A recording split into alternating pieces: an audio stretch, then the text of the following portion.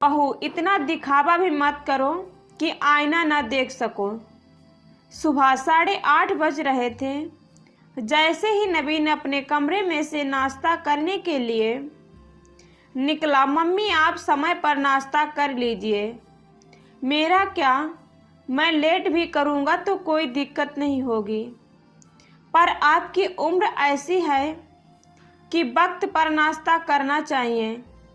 यह देखिए सब कुछ तो बन गया है, फिर भी आप कुछ खा क्यों नहीं रहे हैं? अगर आपको यह नाश्ता पसंद नहीं तो आपके लिए कुछ और बना दूं? कितने साल हो गए हैं आपको हमारे साथ रहते हो, फिर भी लगता है आप मुझसे अपना नहीं समझती हैं।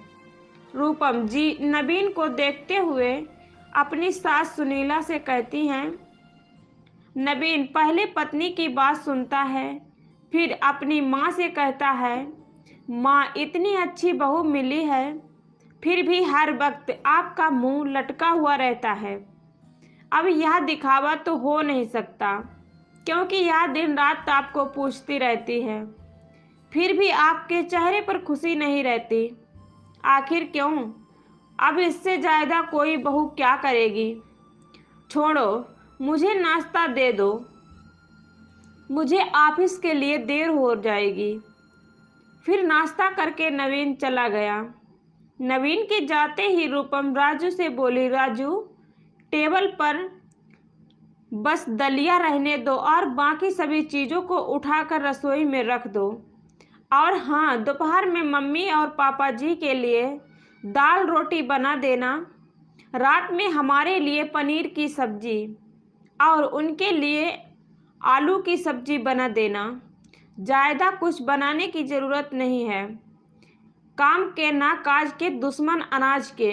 सुनीला जी की करुण आवाज़ में बोली, बहू इतना दिखावा भी मत करो कि खुद को आईने में ना देख सको। मेरे बेटे के सामने तुम हमारे साथ प्यार से बात करती हो और हमारा ख्याल रखती हो, खाने पीने के लिए पूछती हो, और उसके जाते ही तुम हमें इंसान भी नहीं समझते। आखिर इतना दिखावा कोई अपनों के साथ कैसे कर सकता है? रूपम गुस्से में बोली, आपका बेटा? हाँ हाँ, भूल जाइए।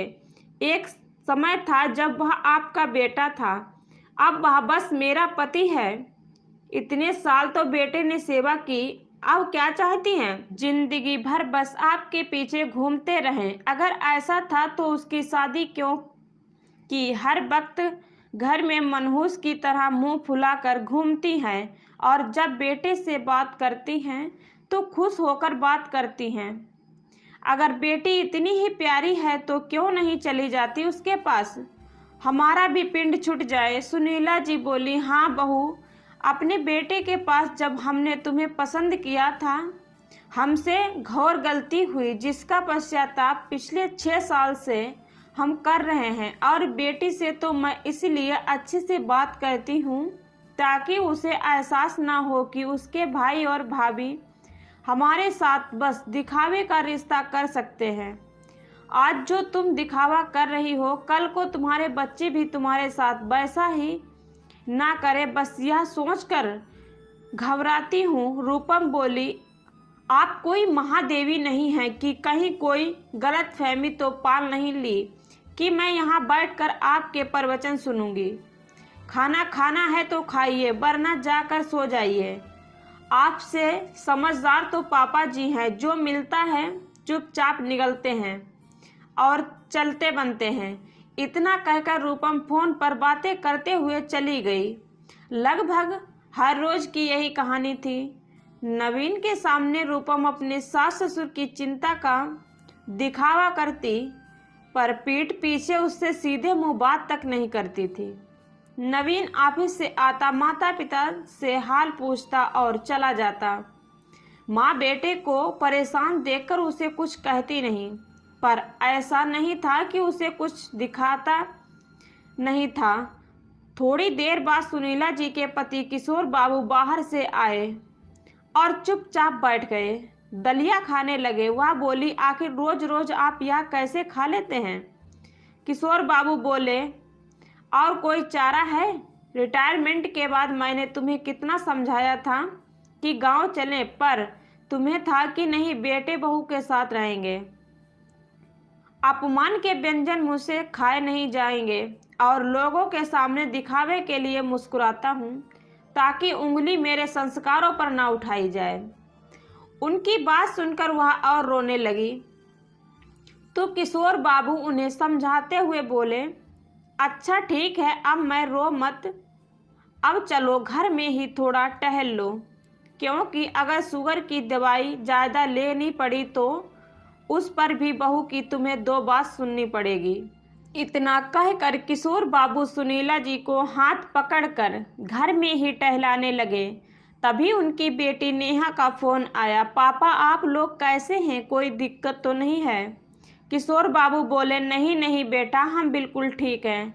अभी अभी मौसमी का जूस, ढेर सारा फल और दलिया खाया हूँ। मन प्रसन्न हो गया। बेटी मुस्कुराकर बोली, पापा कहीं आप मुझसे कुछ छुपा तो नहीं रहे हैं? पहले तो आप सुबह में 1 रोटी सब्जी और 1 गिलास दूध पीते थे, फिर आप से यह सब खाने लग गए। वह बोले, अब मैं भी शहरी बन गया हूँ। इतना कहकर दिखावे की हंसी बेटी को सुनाने लगे। सच कहा, किसी ने ध्यान टूटा नहीं कि दुर्घटना घटी नहीं। किशोर बाबू बेटी से बात करने में लग गए और उनका ध्यान सुनीला जी से हटा। तभी अचानक सुनीला जी का बैलेंस बिगड़ गया और उनका हाथ टेबल पर रखे टी-शर्ट से टकराया और वह टूट गया। बेटी बोली, लगता है कुछ टूट गया। किशोर बाबू बोले, कुछ नहीं, बस लकड़ी का फूलदान गिरा है, बस अभी उठा देता हूँ। अच्छा सुनो नेहा, मैं तुम्हारी माँ को टहला रहा हूँ, थोड़ी देर में तुमसे बात करूँगा। इतना कहकर जल्दी से उन्हें फ़ोन रख दिया। कमरे से रूपम भाग कर निकली और बोली, है भगवान, हर वक्त कुछ ना कुछ घर में नुकसान करते रहते हैं। अरे बेटी से अगर बात करनी है तो कमरे में बैठकर कीजिए। पापा जी, आपको तो मैं समझदार समझती हूँ, पर आप तो और भी उल्हड़ निकले। पता है आपको, यह टी-शर्ट में मेरे मायके से आया था, अब इसकी भरपाई क्या आपकी बेटी करेगी? रूपम सर पकड़कर बैठ गई। किशोर बाबू बोले, बहू बस 1-2 कप ही तो टूटा है, वह तो बाजार में फिर से मिल जाएगा, पर कम से कम ऐसे अपमानजनक शब्दों तो मत कहो। और फिर मैं घर से मेरी बेटी को मिलता ही क्या है जो वह हमारे लिए खर्च करेगी? रूपम बोली, जरा देखो इनके तेवर, इन्होंने तो अपनी ज़िंदगी जी ली, हमारा जीना हराम कर दिया है, और जब चलने फिरने में दिक्कत होती है तो घर में घूमते ही क्यों? अब मेरा मुंह क्या देख रहे हैं, चले जाइए। तभी रूपम का बेटा सौरभ स्कूल के लिए निकल रहा था। वह बोला, मम्मी क्या हुआ, किस पर नाराज़ हो रही हैं? वह बोली, किसी पर नहीं बेटा, मैं राजू को डांट रही थी कि वह दादी जी से ऐसे कैसे बात कर सकता है। राजू और राजू, यह कब टूट गया है, इसे जल्दी से हटा दो वरना मम्मी जी को लग जाएगी, और तुम कॉलेज जाओ, कोई दिक्कत नहीं है। सौरभ किशोर बाबू को बोला, दादाजी आप ठीक हैं? किशोर बाबू मुस्कुरा कर बोले, हाँ बेटा मैं ठीक हूँ, जीते रहो, ईश्वर तुम्हें ऐसा ही रखे जैसे तुम अभी हो। चाहे जितनी भी तरक्की कर लो, सदा अपने माँ बाप के लिए अपने मन के इज्जत रखना, कभी दिखावा मत करना। सौरभ आश्चर्य से बोला, क्या बात है दादाजी, आपने मुझे सुबह सुबह इतने सारे आशीर्वाद और ज्ञान दे दिए। किशोर बाबू कुछ कहते हुए उससे पहले रूपम बोल पड़ी, अब तुम्हें देर नहीं हो रही, जल्दी जाओ, दादाजी कहीं ना जा रहे, वह यहीं रहते हैं, बाद में बात करना। और पापा जी आप जाइए, थोड़ा आराम कर लीजिए। रूपम आंखें दिखाते हुए कहा, शाम में सुनीला जी किशोर बाबू से बोली, सुनो जी, सुबह दलिया, दोपहर में दाल रोटी, शाम होते होते मुझे भूख लग जाती है, जरा राजू को बुला दो, कहती हूँ कुछ बना देगा। राजू आया तो सुनीला जी बोली, राजू जल्दी से मेरे लिए थोड़ा सा पोहा या उपमा बना दे। बेटा बहुत ज़ोरों से भूख लगी है, दिन भर तो समझौता कर लेती हूँ, शाम में यह पापी पेट मानता ही नहीं है। राजू ने इधर उधर देखा और जल्दी से उन्हें उपमा बना कर दे दिया।